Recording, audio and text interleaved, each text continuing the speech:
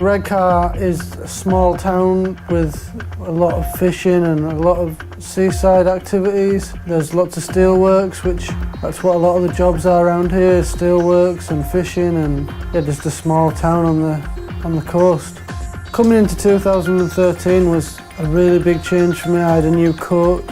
I changed a lot of things up in my training. We changed a lot of things in the gym. I was out on the road bike a lot. After getting hurt last year, I had a long off season to really evaluate what I needed to do and where I needed to be. It was hard for me to come back from being hurt because I'd never had time off the bike like that. My confidence was knocked down a little bit and I had to do a few little races here and there to get back to where I needed to be, and now I've got the first World Cup at Fort William and I'm feeling really good going there, and it should be a good weekend and I'm as ready as I've ever been.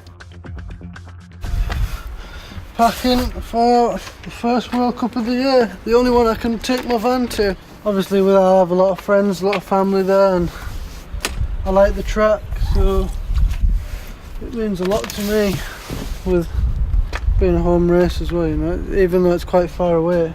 As the World Cups go, it's my home World Cup. So when you drive to Fort William, like on the Wednesday, nothing changes, it's just the same, and there's only one supermarket, so everyone shops at the same supermarket. You see everybody, and it's a funny feeling, like you drive through town and then you keep going off into the hills a little more, and then you turn up into the venue, and that's when it finally hits home and you can see the trail coming down the hill, and it's quite a anticipation, ready to go racing, and you get there and it's just like, right, I want to go riding, but you can't do too much riding because the track's so crazy and so long.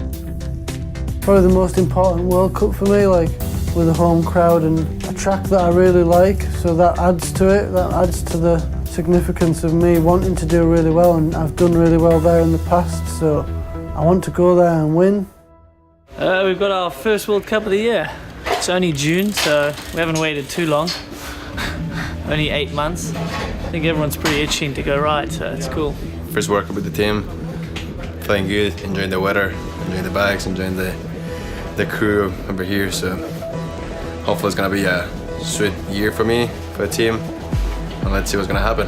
Yeah, the team this year is one more than we had last year. We've got Marcelo on the team, and I've known Marcelo for quite a few years now, so it's good to have him on the team. He's a really nice guy. I'm stoked for Marcel. He's an awesome kid to be around. He's super thankful for everything. We're going to see this season what he can do.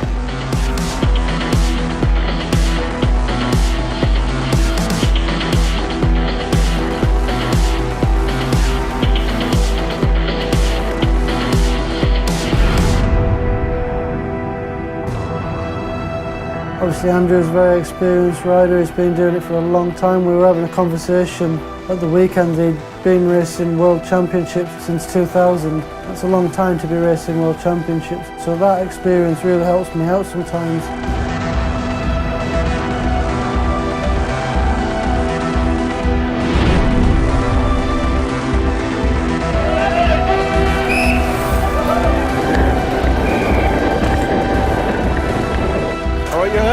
Yeah, it's fine, it's perfect. You just put a run in and you said it's good in the straight line.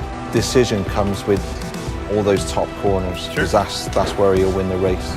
Me and Dave have a really good relationship working. He'd gone back and looked at tape of me riding, and he saw that I was getting out of shape and getting a bit loose at times, and sat behind the whiteboard and changed some things on the bike, and I don't get as loose anymore, and that's all down to the bike setup.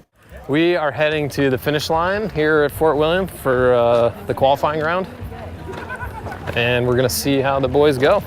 Not expecting any surprises except what we're used to, really, which is, you know, solid qualifier, top 3 will do.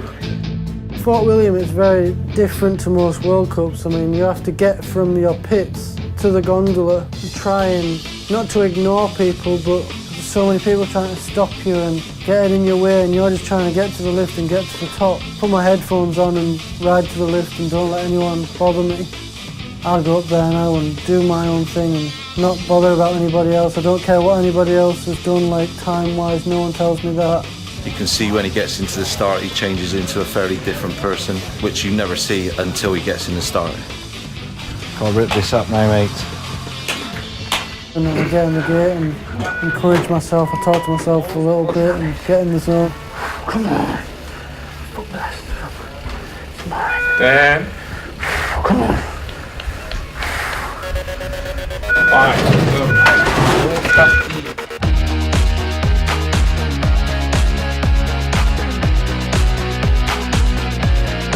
Headline now, headline. With the biggest cojones in racing, Danny Hart. All right, we got Danny coming through here.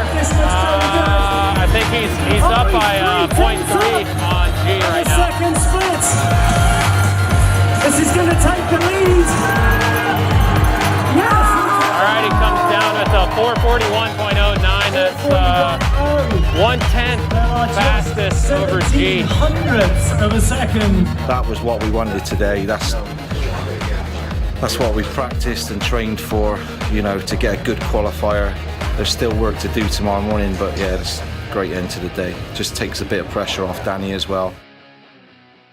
In Fort William, I stay on the venue in the camper with the family. It's just like being at home when he's here in the camper. He knows where everything is.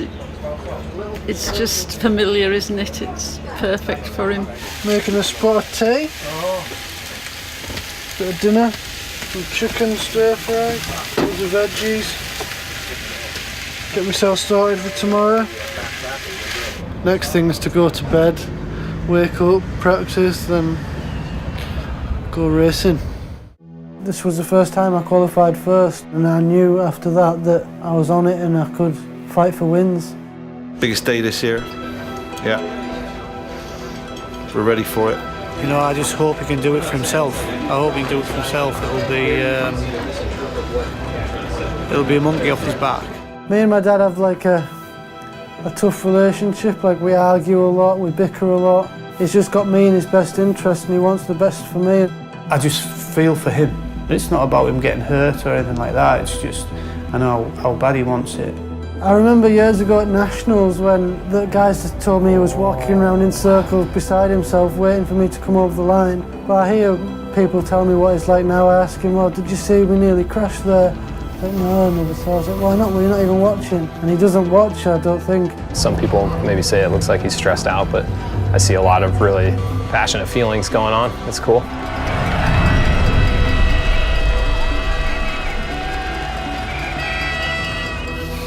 Start the top 10. Things are going to really start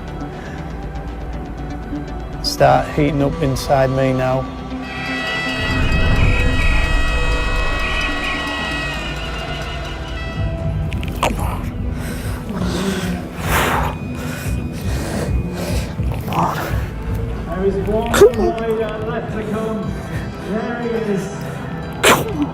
Pedalled out the start and I was really strong, and you could tell that from the first split. I was 0.2 off G and he's a big guy and he can pedal, and it got a bit further down and I just felt like I was pushing too hard and nearly crashed once and just pushed it that bit much. Come on, mate. Come on. Come on, mate. Come on. Come on. Danny Hart goes 7.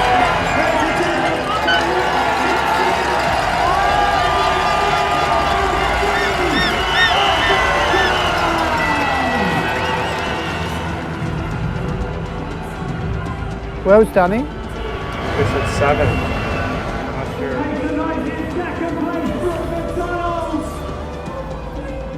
I don't know what you should do in that situation, whether you should go and stay there and see everybody, congratulations on winning this and that and the other, but then I just rode straight out of the finish and just went straight back to the van. I mean, the first thing he said to me when we got back to the pits, when he was sat in the back, he said, I feel embarrassed. That's how much it meant to him. He felt embarrassed that he'd let everybody down. Everybody expected him to win, and all I could do was put my arms around him. I mean, I felt embarrassed about doing what he did. You know, that's crazy. But that's really how passionate he is. You know, he felt he'd let people down, and he'd let nobody down. He'd let nobody down. Yeah, I mean, I had a good week until today. Well, until this afternoon. I was pretty nervous. There was a lot of hype for me coming into this race. A lot of people saying they thought I was going to win and this and that and the other, and I went out there and gave it all I could and didn't win. So, but just going to go home and start again. Another day, another weekend. When he's got nothing on, he goes to Hampstead with his friends. You know, Hampstead's no radical track, and he could probably ride there with his eyes shut, but he just likes riding his bike.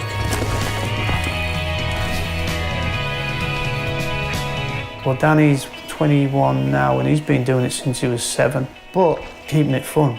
I want to just keep riding my bike. I don't want to do anything else. Nothing else interests me. Even if I'm not riding my push bike, I'm watching videos online, or I'm out on my trials bike, on my motorbike, on my BMX. If I saw it as just a job, I'd just ride my bike to the minimum, but I ride my bike as much as I can.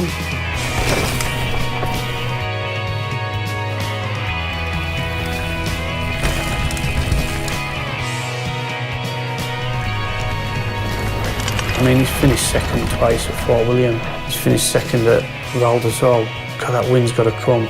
The hunger is, I don't want to be 2, 3 or 4 or 5 up there anymore, because no one remembers them, so it's all about number 1. It's the next goal of mine is to win these World Cups.